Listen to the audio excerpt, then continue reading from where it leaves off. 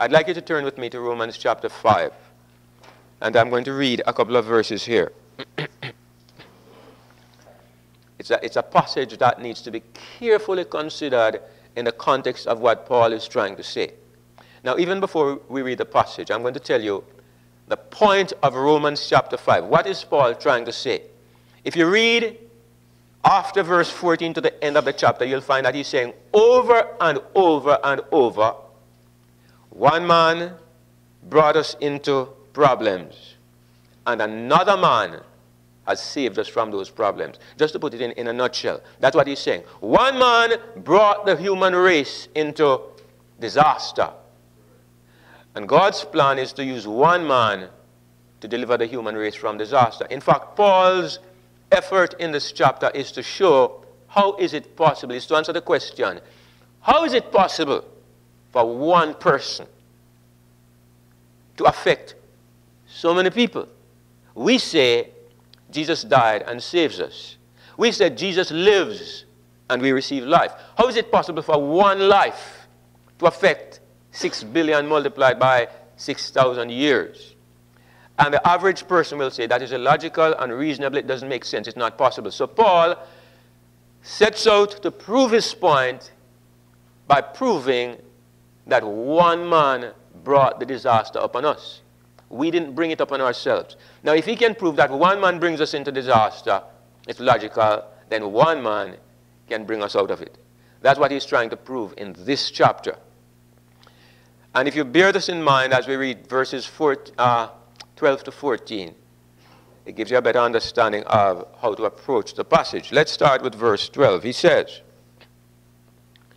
wherefore, as by one man sin entered into the world, and death by sin, and so death passed upon all men, for that all have sinned. Now consider that verse first of all. He says, the elements of it are very simple, about 4 parts to the verse. He says, sin entered into the world by one man. That's the first thing. How many people cause sin?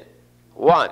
This one person became the channel, the avenue by which sin came into the world. The next thought, and death by sin. So if anybody asks the question, why does death exist? The answer is simply, death came because sin came. If there was no death, there'd be no sin. Death is the result of sin. So he's linking death and sin. That's what he's doing. Next thought.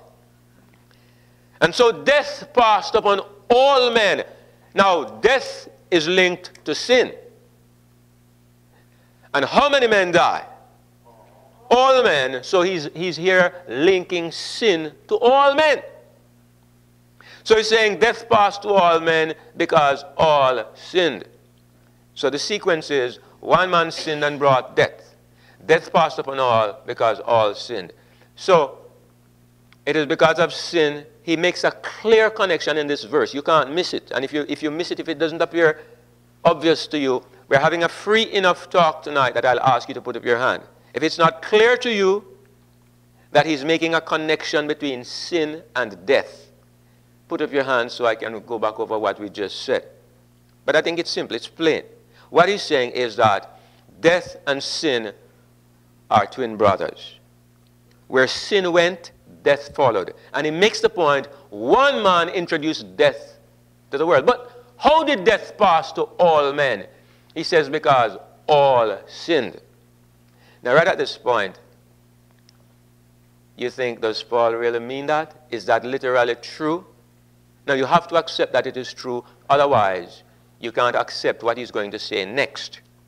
Before we even go to what he says next, just accept for a moment that what he's saying is an absolute truth. And I'm going to throw a question in here. And this question is very important, and most people who object to what we are teaching don't like to hear this question. But it is a necessary question if we are to understand what Paul is saying.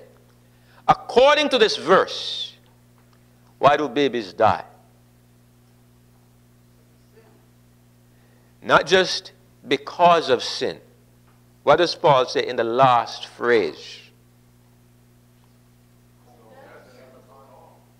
Yeah, not just because of sin, but because all have sinned. That's what he says. He doesn't say because of sin. He says because all have sinned. There's a reason why he says it like this. The objection that rises in our minds is babies cannot sin. So, of course, we don't like the way this is phrased by Paul. He says all die because all have sinned. But notice, first of all, that Paul puts it in the past tense. All have sinned.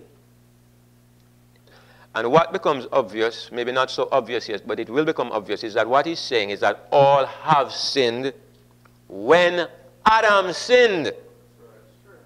All have sinned when Adam sinned. If we understand this idea, then the question of whether babies sinned becomes, simple to understand. Now, the reason why this poses a big problem is because it has been drilled into the Adventist thinking that the only way you can sin and the only way you can become a sinner is when you personally commit sin. Now, there's a reason why this is insisted upon. And in a way, this is true. In a way, this is true. But from the perspective that Paul is trying to get to us, it is not true. From Paul's perspective, it is not true. Paul is trying to make a point, and his point is, why is it that we are in this dilemma? Now, a part of that dilemma is death. Why are we in this dilemma? The dilemma we are in is not because you did something wrong. It's not because you did something wrong. It's not because babies did something wrong. The dilemma we are in is because what? Because one man sinned. The dilemma we are in, we call it sin. We call our condition a sinful condition. It's not because of what we did while we are in this position.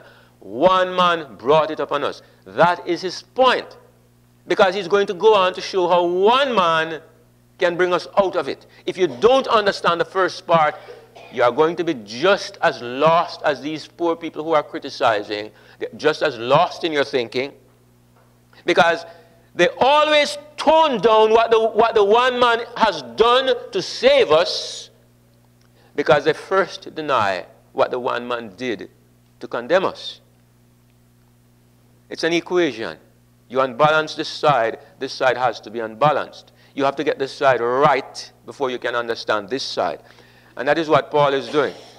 When Paul says all sinned, he means all sinned when Adam sinned.